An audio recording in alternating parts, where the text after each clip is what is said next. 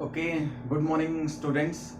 तो आज का हमारा टॉपिक रहेगा इलेक्ट्रिक पावर और उसके बाद हम पढ़ने वाले हैं heating effect of electric current. Current का हीटिंग इफेक्ट, करंट की वजह से हीट पैदा होती है। उससे पहले हमको ये पढ़ना है इलेक्ट्रिक पावर। तो ये इलेक्ट्रिक पावर क्या होती है ये चीज पहले देख लेते हैं।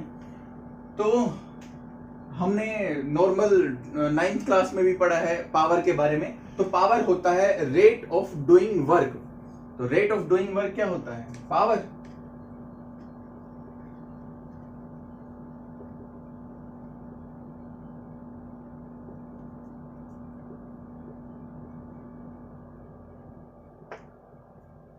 जो हम वर्क करते हैं किसी भी चीज के ऊपर उसका रेट, और रेट का मतलब होता है पर सेकंड। ओके, जैसे मैंने किसी चीज के ऊपर काम किया 10 सेकंड के लिए और 10 सेकंड में जो मैंने वर्क किया वो निकल के आया 100 जूल। ओके, तो 1 सेकंड में कितना हुआ? तो अगर 10 सेकंड में 100 जूल वर्क होता है, ये वर्क है इस साइड, और इस साइड में टाइम की बात कर रहा हूं, तो 1 सेकंड में कितना वर्क होगा? 1 सेकंड में वर्क होगा 100 जूल ओवर 10 सेकंड।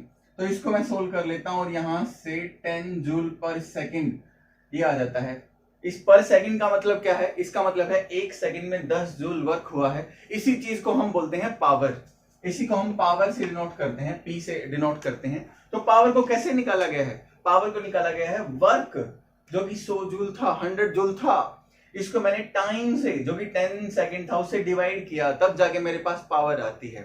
ओके, तो 1 सेकंड की निकल आई है मेरे पास यहाँ पे। तो इसीलिए rate of doing work is power, या फिर एक और डेफिनेशन अगर आप बनाना चाहो तो लिख सकते हो, रेट ऑफ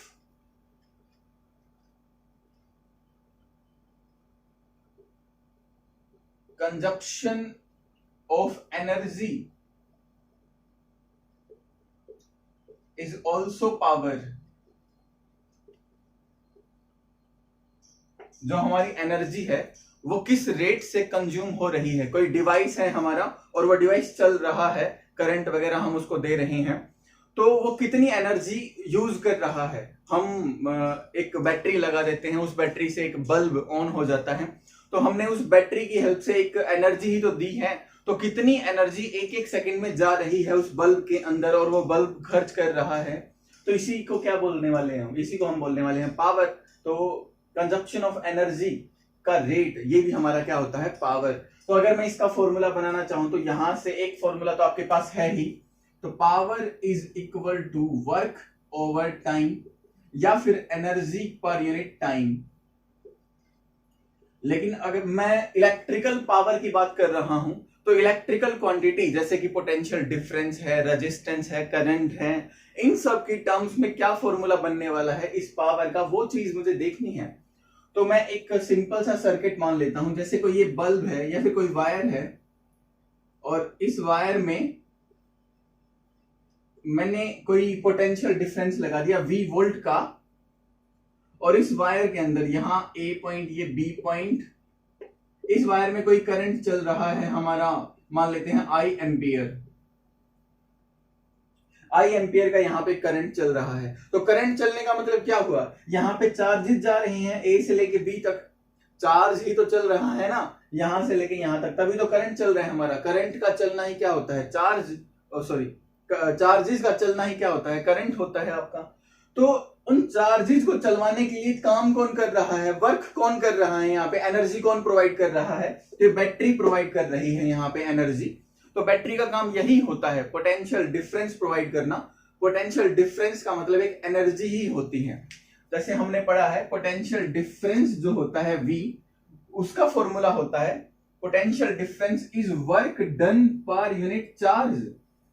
एक यूनिट चार्ज के ऊपर, 1 यूनिट चार्ज के ऊपर किया गया वर्क ही क्या होता है? आपका पोटेंशियल होता है। और वर्क एक टाइप की एनर्जी ही तो होती है। जब हम किसी चीज के ऊपर वर्क करते हैं इसका मतलब हमारे पास एनर्जी, और हमने वो एनर्जी ट्रांसफर कर दी एक जगह से दूसरी जगह पे वर्क की फॉर्म में। ओके, तो एनर्जी, वर्क क्या है? एनर्जी को ट्रांसफर करने का एक तरीका है। ओके, तो यहां से यहां करंट चला गया, तो मैं देखता हूं यहां पे वर्क डन कितना हुआ है। तो work done is equal to work done. अगर मैं यहां से निकालूंगा तो चार्ज को मूव करवाने, क्यू चार्ज को मूव करवाने के लिए वर्क डन कितना होगा, क्यू इंटू वी। तो ये मेरे पास वर्क डन आ चुका है यहां से लेके यहां तक चार्जेस को जाने के लिए। और वर्क डन ही क्या है, आपकी एनर्जी होती है एक टाइप की। या फिर अगर मैं पावर निकालना चाहूं यहां पे, तो पावर आपका वर्क डन पर यूनिट टाइम होता है। तो यहां से वर्क डन तो मेरा चार्ज इंटू पोटेंशियल आ चुका है और टाइम टी आपका।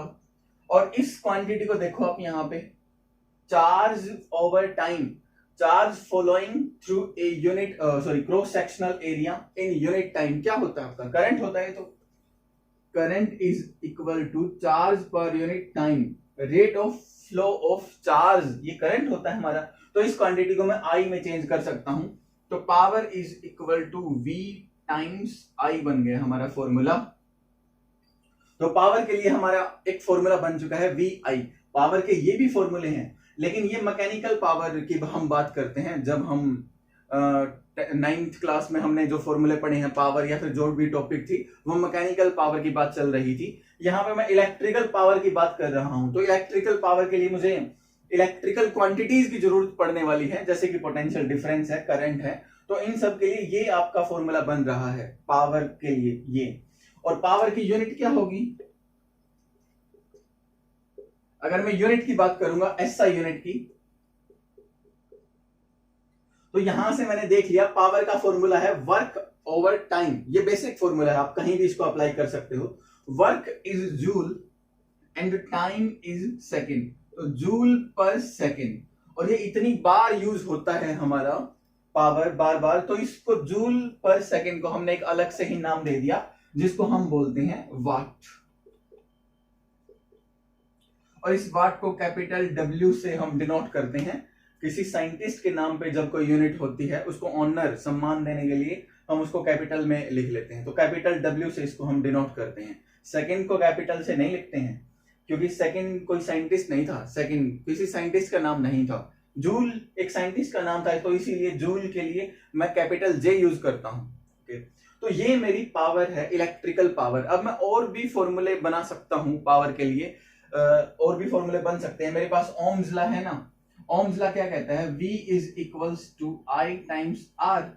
तो अगर इसी फॉर्मूले में मैं V की वैल्यू रख दूं, तो V is equal to I R, तो आई स्क्वायर इंटू आर बन जाएगा। ये भी पावर का फॉर्मूला बन चुका है। इसी तरीके से अगर मैं I को चेंज करता, तो यहां से I कितना आता हमारा, I आता V अपॉन आर। तो यहां से I की वैल्यू रख लेते हैं यहां पे। तो power is equal to V तो है ही पहले, I की बजाय V ओवर R, तो V स्क्वायर हो जाता। ठीक है, तो पावर के बहुत सारे फॉर्मूले हैं। हम सिचुएशन देख के कोई भी फॉर्मूला यूज कर लेंगे। सिचुएशन कैसी है, न्यूमेरिकल हमारा कैसा है, क्या चीजें उसके अंदर पूछी गई हैं, क्या चीजें गिवन है, तो उसके बेस पे हम फॉर्मूला कोई भी चूज कर सकते हैं। और पावर के यूनिट के बारे में भी मैंने बता दिया आपको, वाट ये पावर होती है आपकी। ओके, तो कई बार क्वेश्चन आ जाता है कि 1 वाट को डिफाइन करो, 1 वाट कितना होता है। तो यहां से पावर को अगर 1 वोल्ट निकालना है आपको, मैं साफ कर लेता हूं बोर्ड को।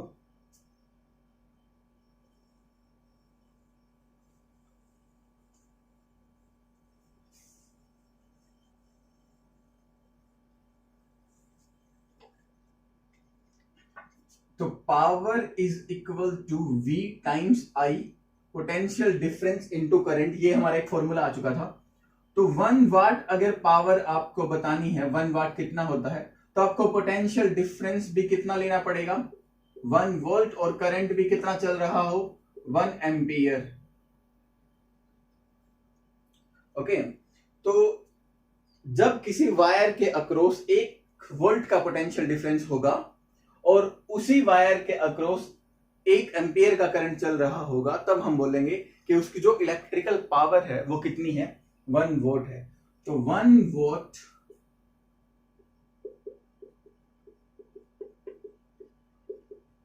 Is the power of a device, कोई इलेक्ट्रिकल डिवाइस है उसकी बात कर रहा हूं मैं। तो 1 volt is the power of a device having current 1 ampere when operated at a potential difference of 1 volt.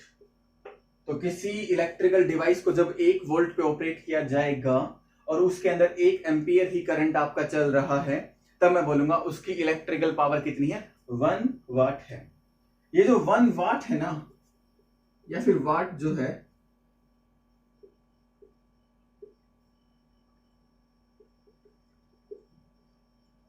बहुत ही छोटी जो यूनिट होती है, काफी छोटी यूनिट है, तो very small unit of power. इसीलिए हम नॉर्मली वोट यूज नहीं करते हैं। हम क्या यूज करने वाले हैं, हम यूज करने वाले हैं यहाँ पे किलोवाट। नॉर्मली हम किलोवाट का ही यूज करते हैं। तो किलोवाट, 1 किलोवाट में कितने होंगे, 1000 वाट बन जाएंगे हमारे। तो नॉर्मली हम 1 किलोवाट ही यूज करते हैं एनर्जी, सॉरी पावर के लिए।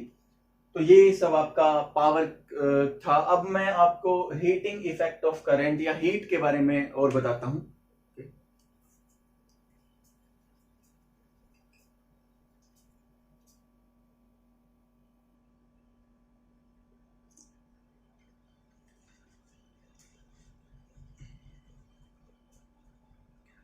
ओके, तो अगला टॉपिक हमारा है इलेक्ट्रिकल एनर्जी।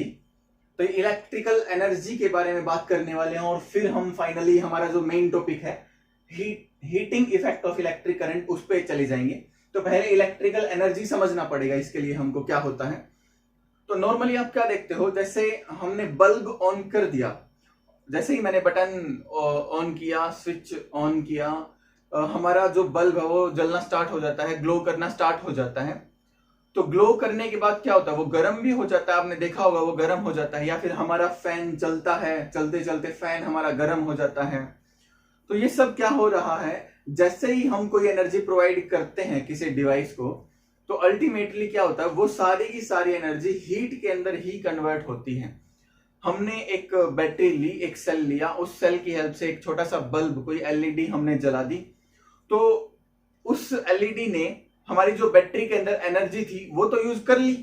अब वो फाइनली एनर्जी है कहां, वो एनर्जी कहां गई, हम ये क्वेश्चन पूछ सकते हैं। तो पहले क्या हो रहा था, वो एनर्जी हमारे उस एलईडी के अंदर आती है। एलईडी की कोई रेजिस्टेंस होती है, रेजिस्टेंस के अंदर क्या होता है, रेजिस्टेंस क्यों होती है, कोलिजन ऑफ इलेक्ट्रॉन्स की वजह से होती है। तो जैसे जैसे इलेक्ट्रॉन्स का या चार्जेस का कोलिजन हो रहा था वहां पे, तो उसके कारण एक हीट पैदा हो रही थी और वो गर्म भी हो गई थी, और गर्म होने की ही वजह से वो एक हीट या फिर लाइट एनर्जी हमको दे रही थी। ठीक है ना, तो लाइट एनर्जी वहां पे है, हीट एनर्जी वहां पे है। तो ये सारी की सारी एनर्जी फाइनली हीट एनर्जी में ही कन्वर्ट हो जाती हैं, और इसी को हमको निकालना है, इस एनर्जी को ही हमको निकालना है। तो एनर्जी का एक बेसिक सा फॉर्मूला है हमारे पास। जो इलेक्ट्रिकल एनर्जी होती है वो होती है power into time, power into time होती है। तो आप वैसे भी समझ सकते हो, पावर क्या होता है, एनर्जी पर यूनिट टाइम। 1 सेकेंड में जो एनर्जी यूज होती है वही तो पावर होती है आपकी। ठीक है, तो टाइम को अगर मैं इस साइड ले आऊंगा तो पावर का फॉर्मूला बन रहा है ना, power is equal to electrical energy upon time, और टाइम को उस साइड ले जाओ, एनर्जी आ जाएगी आपके पास। तो energy is power into time, और पावर के फॉर्मूले अभी अभी मैंने आपको पढ़ाए हैं। Electrical power is VI, power is equal to V square upon R, power is equal to I square R। ये 2-3 फॉर्मूले हमने पावर के लिए पढ़े हैं, और जो बेसिक फॉर्मूले थे पावर के वो तो चलते ही हैं, वर्क डन पर यूनिट टाइम या फिर एनर्जी पर यूनिट टाइम, ये तो है ही बेसिक फॉर्मूले। इनको तो आप कहीं भी लगा सकते हो। इन्हीं फॉर्मूले का यूज करके मैंने ये वाली पावर निकाली है, ये तो बेसिक फॉर्मूला है आपका, बिल्कुल। ओके, तो electrical energy is power into time, और पावर के लिए हमने एक फॉर्मूला बनाया हुआ है, अभी अभी बनाया था, VI। तो पावर इज VI और energy is equal to VIT। तो ये हमारी इलेक्ट्रिकल एनर्जी बन चुकी है, और यही एनर्जी अल्टीमेटली किसके अंदर कन्वर्ट हो जाने वाली है, ये सारी की सारी एनर्जी एक हीट के फॉर्म में कन्वर्ट हो जाने वाली है। मैं आपको एक छोटा सा सर्किट डायग्राम लेके समझाना चाहता हूं। तो ये कोई रेजिस्टेंस है R, यहां पे एक बैटरी हमने लगाई, ये इसको आप कोई बल्ब मान सकते हो, और यहाँ पे पोटेंशियल डिफरेंस उस बल्ब को V वोल्ट दिया गया है, और इस रेजिस्टेंस के अंदर I करंट चल रहा है। ओके, तो यहाँ पे कितनी पावर थी इसकी, इनपुट पावर या फिर ये जो पावर यूज करता है ये वाला, वो कितनी थी, power is equal to VI, और कितने टाइम तक यहाँ पे ये बल्ब ऑन रहेगा, उस टाइम से और मल्टीप्लाई करोगे तो एनर्जी आपके पास निकल आएगी। और इसी तरीके से अगर मैं और फॉर्मूले बनाना चाहूं यहाँ पे, तो हम देख सकते हैं पावर को VI की बजाय मैं I²R भी रख सकता था। तो energy is equal to I²R into T, ये भी एक फॉर्मूला हमारा बन गया है एनर्जी के लिए। और फाइनली यही एनर्जी किस फॉर्म में चेंज हो जाएगी, हीट की फॉर्म में चेंज हो जाएगी।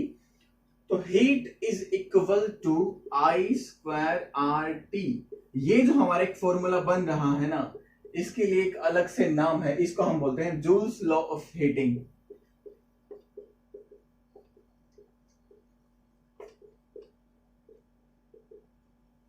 जूल्स लॉ ऑफ हीटिंग हम इसको बोलते हैं।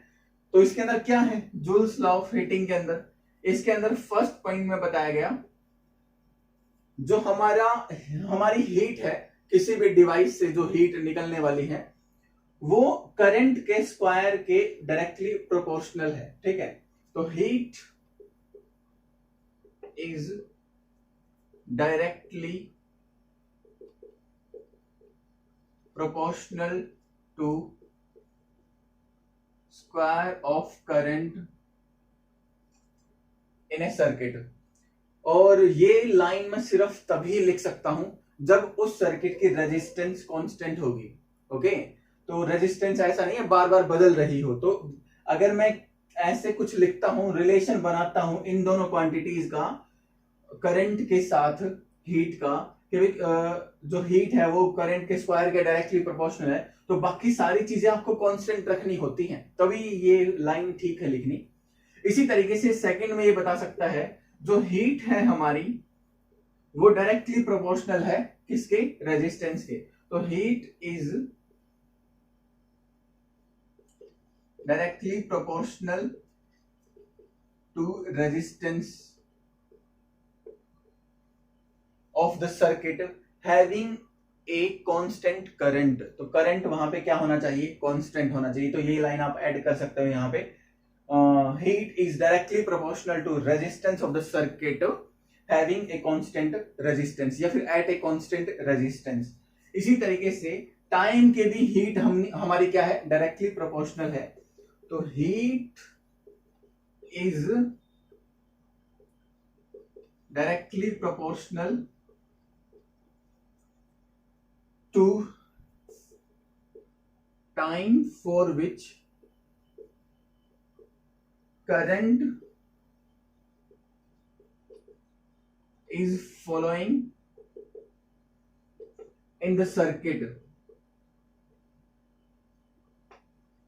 तो ये चीज है। और इस डायरेक्टली प्रोपोर्शनल का मतलब आप समझते होंगे बहुत अच्छे तरीके से। ये जो सिंबल यहाँ पे जो लाइन मैंने लिखी है, heat is directly proportional to square of the current, heat is directly proportional to resistance of the circuit, heat is directly proportional to time for which current is following in the circuit। तो इस directly proportional का symbol का मतलब ये होता है कि अगर इस साइड वाली क्वांटिटी ज्यादा होगी तो यहां भी ये क्वांटिटी भी ज्यादा होगी, और इस तरफ वाली क्वांटिटी कम होगी तो ये भी क्या होगी, हमारी कम ही होगी। ओके, जैसे अगर यहाँ पे इस रेजिस्टेंस को मैं डबल कर देता, तो रेजिस्टेंस अगर डबल हो जाता तो यहाँ पे हीट भी हमारी क्या हो जाती, डबल हो जाती। तो यहाँ पे 2H और फिर यहाँ पे भी क्या बनता, 2R। समझ रहे हो आप? अगर रेजिस्टेंस हमारी डबल हो गई तो ये भी क्या हो जाएगी, डबल हो जाएगी। अगर ये 3 गुना कर दी मैंने रेजिस्टेंस को, तो ये भी कितना गुना हो जाएगी, 3 गुना। मतलब जितना ये बढ़ेगा उतना ही ये चीज बढ़ जाती है। इस रेजिस्टेंस वाले केस में अगर मैं यहाँ पे अप्लाई करूंगा यही चीज हीट और करंट वाले में, तो अगर मैं करंट को डबल कर देता हूं तो यहाँ पे करंट की बजाय मैं 2I लिख देता हूं, I के बजाय 2I लिखा जाएगा फिर। और वो सिर्फ करंट के ही डायरेक्टली प्रोपोर्शनल नहीं है हीट, वो करंट के स्क्वायर के डायरेक्टली प्रोपोर्शनल है। तो इसीलिए हम क्या करेंगे यहाँ पे, तो हीट जो आने वाली है हमारी, इक्वल टू तो नहीं, मैं एक ये एरो का सिंबल यूज कर लेता हूं, इक्वल टू का तो मीनिंग कुछ और निकल आएगा क्योंकि रेजिस्टेंस और टाइम भी है यहाँ पे। तो हीट जो है हमारी, यहाँ पे क्या आया, 2 स्क्वायर 4 और आई स्क्वायर, ठीक है। तो देखो यहाँ पे हमारा पहले आई स्क्वायर था, लेकिन अब आई स्क्वायर के मल्टीप्लाई में क्या आ गया है, 4 आ गया है। तो इसीलिए क्या होगा, जो हमारी हीट है करंट को डबल करने से 4 टाइम हो जाती है। तो क्योंकि वो स्क्वायर के प्रोपोर्शनल थी, ठीक है। अगर वो नॉर्मल ऐसे होता 1 पावर होता तो डबल, लेकिन यहां डबल करोगे तो 2 की पावर 2 4 हो जाने वाला है आपका। ओके, तो ये आपका heating effect of electric current था। और इसके अंदर एक चीज और भी है, ये जो एनर्जी मैंने आपको बताई थी, जैसे मैंने आपको पावर के लिए बताया था, जो हमारी पावर होती है उसकी जो यूनिट बताई थी वो बताई थी मैंने वाट, और अगर मैं बड़ी यूनिट की बात करूंगा तो क्या बताई थी मैंने, किलो वाट। इसी तरीके से अगर मैं इलेक्ट्रिकल एनर्जी या फिर नॉर्मल एनर्जी, इलेक्ट्रिकल एनर्जी की यूनिट देखने वाला हूं, वैसे तो एनर्जी की यूनिट जूल होती है, लेकिन यहां पे अगर मैं पावर वाले फॉर्मूले से एक यूनिट बनाता हूं तो energy is equal to power into time, और पावर को मैंने किस में लिया हुआ था, वाट के अंदर, और टाइम को हम किस में लेते हैं, सेकंड के अंदर। तो फिर से सेकंड भी बहुत छोटी यूनिट है और वाट भी बहुत ही छोटी यूनिट है। इसीलिए हम नॉर्मली जो यूज करते हैं इलेक्ट्रिकल एनर्जी के लिए, जो नॉर्मली हम यूज करते हैं यूनिट, वो हमारी वाट सेकंड नहीं होती, वो हमारी होती है किलो वाट, और सेकंड को भी मैं थोड़ा बड़ा बना देता हूं, वो है हमारी आर, ठीक है। तो किलो वाट आर हमारी यूनिट होती है। कौन सी यूनिट, ऐसा यूनिट तो नहीं है ये, क्योंकि ऐसा यूनिट तो वाट सेकंड है, तो वाट को किलोवाट में ले लो और सेकंड को आर में कर दो, ठीक है। तो ये जो यूनिट है इसको हम बोलते हैं कमर्शियल यूनिट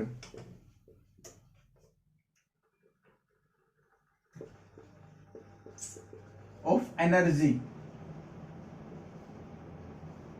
और ये जो वाट सेकंड है वो हमारा जूल के ही इक्वल है, क्योंकि वाट भी आपका क्या है, वाट भी आपका ऐसा यूनिट है, ये भी ऐसा यूनिट है, तो जूल एनर्जी के लिए ऐसा यूनिट यही है। और जब मैं आपको स्टार्टिंग में ही बता रहा था कि एनर्जी पावर जो है हमारी वो वर्क डन पर यूनिट टाइम होता है, तो यहाँ पे वर्क डन के लिए हमने जूल यूज किया था और टाइम के लिए हमने सेकंड यूज किया था। तो जूल पर सेकंड को ही मैंने क्या बोला था, वाट बोला था ना। तो जूल क्या हुआ, joule is equal to watt into second हुआ, तो जूल ही वाट इंटू सेकेंड है आपका। ओके, तो ये हमारी kilowatt hour is the commercial unit of energy. Commercial का मतलब जो नॉर्मली हम यूज करते हैं, जैसे आपके घर में आप देखते हो ना कि हमारा मीटर है और उसके अंदर 5 यूनिट आ गई हैं, 10 यूनिट निकल के आई हैं इस महीने, या फिर इस महीने 20 यूनिट आई हैं। तो वो जो यूनिट है, यूनिट हम जिसके लिए यूज करते हैं वो हमारी किलोवाट आर ही होता है। जैसे 20 यूनिट्स अगर आई हैं, 20 यूनिट्स का मतलब हुआ 20 किलोवाट आर एनर्जी हमने इस महीने यूज कर ली। ओके, तो ये इसका मतलब था। इसके बाद अगला टॉपिक हमारा आता है practical applications of heating effect of electric current. जो हमारा इलेक्ट्रिक करंट है उसकी प्रैक्टिकल एप्लीकेशंस क्या क्या है, कहां कहां इस चीज को हम यूज करते हैं। ओके, तो सबसे पहली एप्लीकेशन जो हम लेते हैं वो लेते हैं, ये हीटिंग इफेक्ट जो करंट का है ना वो यूज किया जा सकता है लाइट एनर्जी को प्रोड्यूस करने के लिए। सॉरी,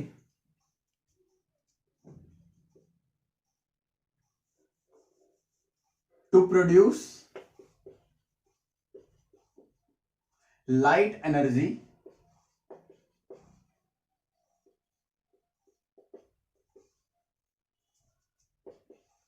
एक बल्ब का एग्जांपल लेते हैं। हमारा जो बल्ब होता है नॉर्मली, इसके अंदर एक वायर लगी होती है, ये वायर होती है आपकी टंगस्टन, ये एक मेटल है आपकी, टंगस्टन मटेरियल की होती है, ये मेटल है ये आपकी एक। तो इसका जो मेल्टिंग पॉइंट है वो बहुत ही ज्यादा होता है।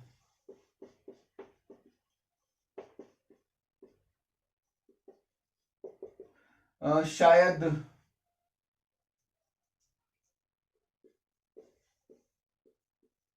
3380 डिग्री सेल्सियस के आसपास, मतलब 4000 डिग्री के आसपास इसका मेल्टिंग पॉइंट होता है। इतने हाई टेम्परेचर पे भी ये मेल्ट नहीं होती है, और इसकी जो रेजिस्टेंस होती है वो भी बहुत ही क्या होगी, ज्यादा होती है, वो भी बहुत ही ज्यादा होगी।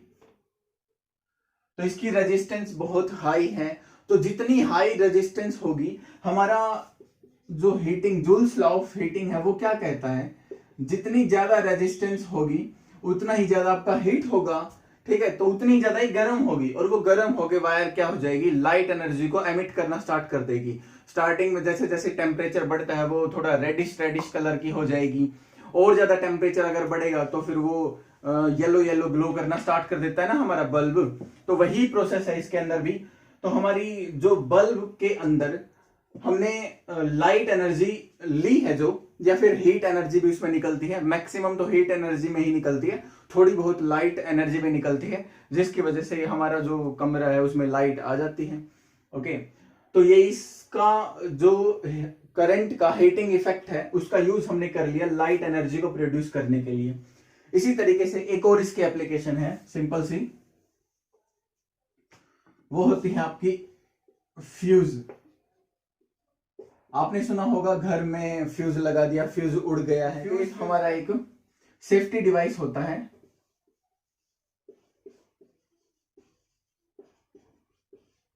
जो हमारे डिवाइसेस होते हैं घर के अंदर, कोई भी डिवाइस हम ले सकते हैं, जैसे कि हमारा इन्वर्टर है, हमारा फ्रीज है, हमारा कूलर है, इन सब को बचाता है एक्सेसिव पावर से, ठीक है ना।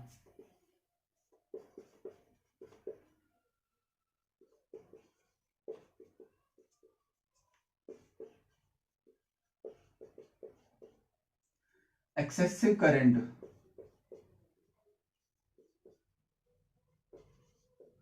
अगर बहुत ही ज्यादा करंट आ जाए किसी भी रीजन के कारण, पीछे से बहुत ज्यादा वोल्टेज आ सकती है, या शॉर्ट सर्किट हो सकता है किसी भी रीजन के कारण, अगर हमारे सर्किट में, हमारे घर में भी, कहीं पे भी अगर ज्यादा करंट आ जाए, तो अगर ज्यादा करंट आ जाएगा तो क्या होगा, तो हमारा जो heating, joules law of heating वो कहता है I²RT, ये फॉर्मूला है। अगर करंट ज्यादा होगा तो फिर करंट के स्क्वायर के डायरेक्टली प्रोपोर्शनल है ना हीट, तो करंट अगर डबल भी कर दिया तो हीट तो 4 गुना हो जाएगी। तो इसका मतलब है वो वायर्स हमारी बहुत ज्यादा गर्म हो जाएंगी, वो डिवाइसेस हमारे बहुत ज्यादा गर्म हो जाएंगे। तो जैसे वो वायर गर्म हुई तो हमने वहां पे क्या लगा दिया, एक फ्यूज लगा दिया। कैसे, जैसे ये हमारा ये बाहर से वायर आती है, कोई लाइव वायर मैं इसको बोल देता हूं। घर के बाहर से 2 वायर आती हैं, एक लाइव वायर, एक न्यूट्रल वायर। लाइव वायर वो होती है जिसमें वोल्टेज होती है 220 वोल्ट, मतलब इसी में होता है करंट, ऐसा मान के चलो आप। तो ये लाइव वायर आई, और इसी लाइव वायर के साथ मैंने क्या लगा दिया, अपना फ्यूज लगा दिया।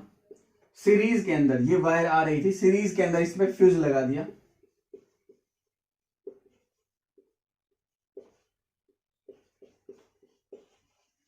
तो आप देखना क्या होगा यहां पे, जैसे ही बाहर से, जैसे घर के बाहर जो ट्रांसफॉर्मर लगा हुआ है उसमें किसी भी डैमेजिंग के कारण अगर वोल्टेज ज्यादा आ गई है, ठीक है, जैसे मान लेते हैं डबल फेस हो गया, 2 फेस हो गया, तो 440 वोल्ट आ जाएगा घर में, तो बहुत ज्यादा करंट आ जाएगा। तो क्या होगा, वो करंट इस फ्यूज में आएगा, और इस फ्यूज के अंदर हमने एक वायर यूज कर ली, एक वायर यूज कर लेंगे यहां पे हम, जिस वायर का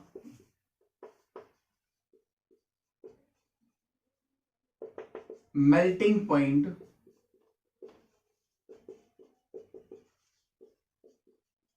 कम ही होता है, बहुत ज्यादा नहीं होता है। तो अगर ज्यादा करंट आया, जैसे ही ज्यादा करंट आया, करंट के ज्यादा होते ही हीट क्या हो जाने वाली है, ज्यादा, और जैसे ही हमारी हीट ज्यादा हुई तो वायर, ये फ्यूज की जो वायर है वो हो जाएगी गर्म, और जैसे गर्म हुआ, इसका टेम्परेचर राइज हुआ, तो ये क्या कर जाएगी, मेल्ट, और मेल्ट करते ही यहां से कनेक्शन क्या हो जाएगा, टूट जाएगा। तो फिर आगे करंट नहीं पास होगा, पूरे घर में करंट पास नहीं होगा। तो ये एक सेफ्टी डिवाइस है हमारा। फ्यूज क्या है, सेफ्टी डिवाइस, जो डिवाइसेस को या फिर हमारे घर के अप्लायंसेस को प्रोटेक्ट करता है एक्सेसिव पावर से, एक्सेसिव करंट से। तो ये होता है हमारा फ्यूज। तो इस फ्यूज के अंदर भी हमने करंट का हीटिंग इफेक्ट ही तो यूज किया है कि करंट के कारण ये वायर हीट हुई, टेम्परेचर राइज हुआ तो ये फिर मेल्ट हुई और तब जाके कनेक्शन टूट गया है। ओके, इसी तरीके से इसकी थर्ड एप्लीकेशन होती है इलेक्ट्रिक हीटर। हमारे घर में हीटर होता है, वो वायर लगी होती है उसके अंदर ऐसे राउंडेड करके, तो उसके अंदर भी हम क्या करते हैं, करंट उसको देते हैं, वो वायर आपकी गर्म हो जाती है, हीट पैदा करना स्टार्ट कर देती है, चीजें हम उसके ऊपर रख के गर्म कर लेते हैं। तो वही है इलेक्ट्रिक हीटर आपका। एप्लीकेशन बहुत सारी हैं, लेकिन मैं यही 2-3 बता रहा हूं आपको जो मेन है, इंपॉर्टेंट है। इसी तरीके से एक इलेक्ट्रिक आयरन भी इसकी एक एप्लीकेशन है। हम प्रेस करते हैं घर में, आयरन करते हैं, वो भी हमारा हीटिंग इफेक्ट के ऊपर ही काम करता है। Okay, thank you.